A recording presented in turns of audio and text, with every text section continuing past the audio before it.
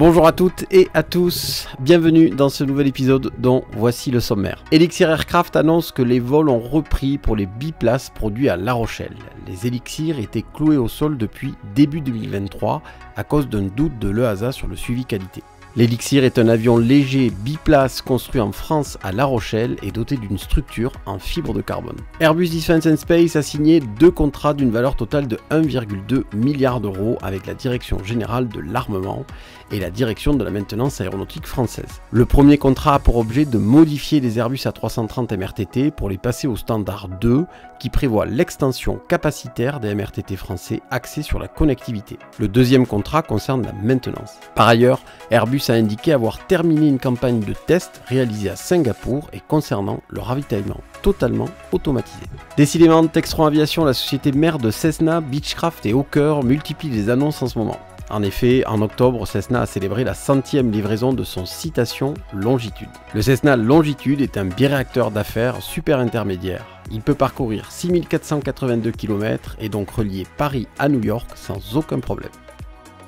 Elixir Aircraft annonce que les vols ont repris pour les biplaces produits à La Rochelle.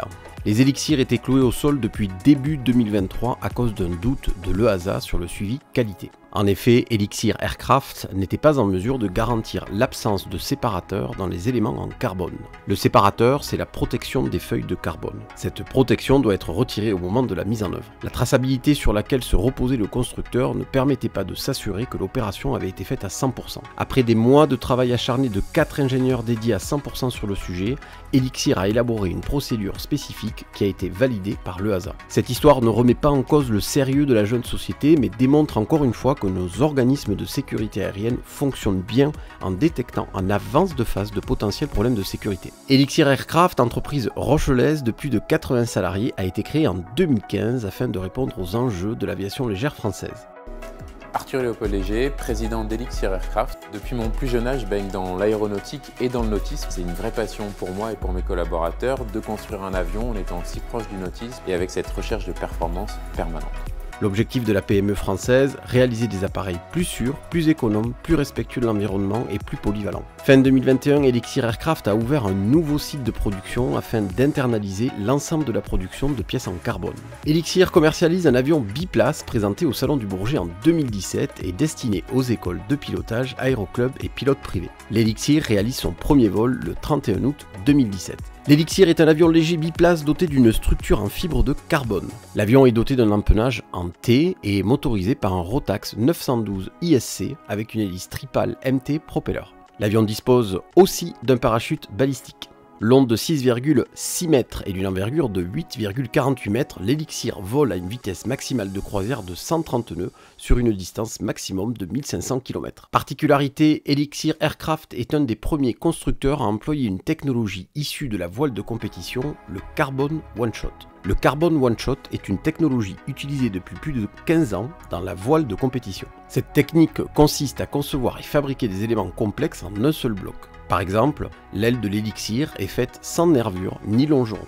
Les traditionnels assemblages mécaniques comme les vissages, les rivetages et les collages sont de fait supprimés. Les bénéfices du one-shot sont nombreux. Moins de pièces et moins d'assemblage signifient moins de défaillances, moins de maintenance et donc moins de coûts. Parallèlement, la sécurité est renforcée par la simplicité de la structure et les performances sont améliorées par la masse réduite. L'Elixir est conçu pour l'instruction, aussi son design a été pensé pour produire un domaine de vol sécurisé, notamment concernant le comportement de l'appareil en cas de décrochage ou de vrille.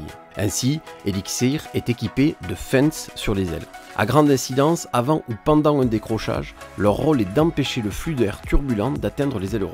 Grâce à leur association avec le profil d'aile évolutif, le contrôle aux ailerons reste efficace pendant le décrochage et nous permet de sortir d'une situation préoccupante. D'autres équipements sont proposés de série, un réservoir anti-déflagration qui réduit les risques d'incendie suite à un crash, des roues et freins à disque différentiels hydrauliques Behringer haute performance, d'une suite Garmin 3X Touch de 10 pouces, d'un Start Assist et d'un support de tablette intégré, de larges boîtes à gants et de 4 prises USB.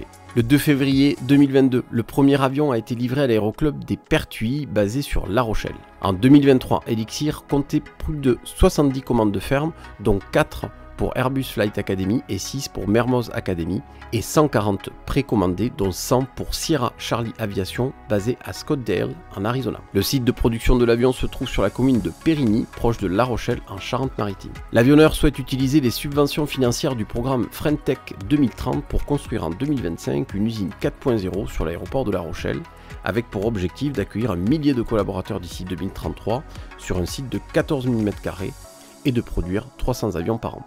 Il s'agit donc d'une belle start-up française que nous allons continuer à suivre sur la chaîne.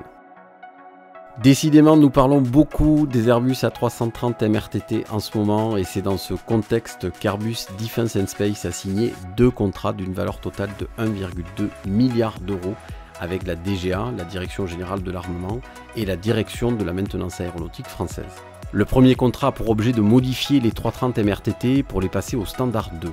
Le contrat standard 2 prévoit l'extension capacitaire des MRTT français axée sur la connectivité comme pilier clé, mais aussi sur les capacités d'autoprotection. Le but étant d'être connecté en toutes circonstances, y compris dans les environnements saturés et dans des conditions météorologiques extrêmes. L'avion sera donc équipé de la station Satcom Melissa. Ces nouvelles capacités transformeront l'Airbus A330 MRTT français en un nœud relais de communication à haut débit, doté de capacités de commandement et de contrôle, et constitueront le tremplin pour l'intégration de l'Airbus A330 MRTT dans le futur cloud de combat aérien au sein du FCAS. Le premier avion doté du standard 2 sera l'A330 MRTT numéro 15, dont la conversion sera réalisée dans les installations militaires d'Airbus à Retafe en Espagne.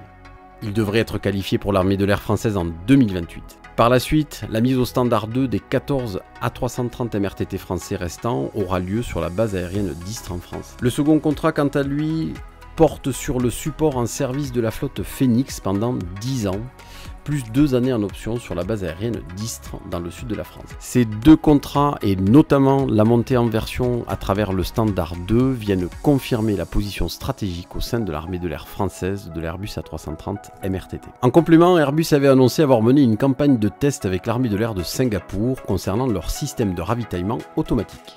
Ces tests ont été réalisés en prévision de sa certification au premier semestre 2024.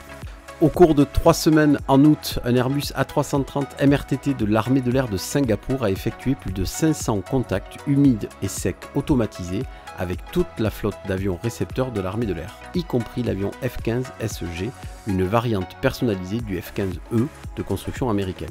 L'ensemble de ces contrats et surtout la montée en puissance du standard 2 viennent confirmer la position stratégique au sein de l'armée de l'air française.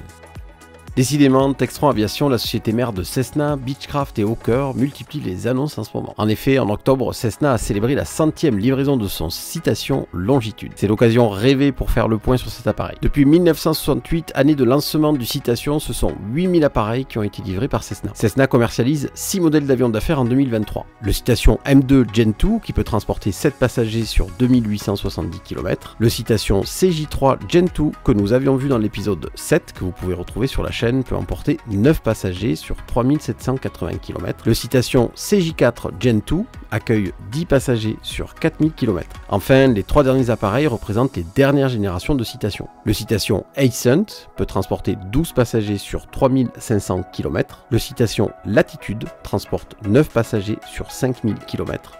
Enfin, le Citation Longitude, qui quant à lui peut accueillir 12 passagers sur 6482 km. Le Cessna Longitude est un biréacteur d'affaires super intermédiaire conçu, produit et livré par Textron Aviation à Wichita. Le Cessna Longitude a été dévoilé au Salon international de l'aviation d'affaires de Genève de 2012.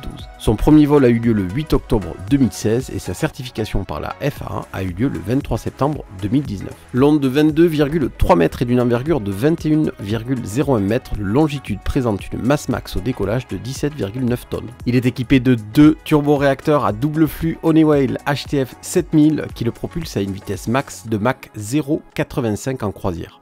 Par comparaison, un Boeing 737 vole en moyenne à Mach 0,78 en exploitation. Par ailleurs, il ne lui faut que 20 minutes pour atteindre le niveau 410 ou 13 000 mètres. D'ailleurs, son altitude de croisière max se situe au niveau 450, soit 45 000 pieds ou 14 000 mètres. Bien sûr, cela dépend d'un certain nombre de paramètres, mais pour comparer, en moyenne, le Boeing 737 vole autour de 35 000 pieds en exploitation standard. Son rayon d'action est donc de 6482 km, il peut donc relier Paris à New York sans aucun problème. Cependant, le nombre de passagers influe sur le poids et par conséquent l'autonomie. Aussi, avec 12 passagers, le Citation peut parcourir 5926 km, alors qu'il peut en parcourir 6004 avec 4 passagers. Appareil de toute dernière génération, le Longitude est équipé de la suite Garmin G5000 doté d'automanettes intégrées, ainsi que de 4 contrôleurs à écran tactile. En option, il peut être capable d'approche catégorie 2, et peut être équipé CPDLC.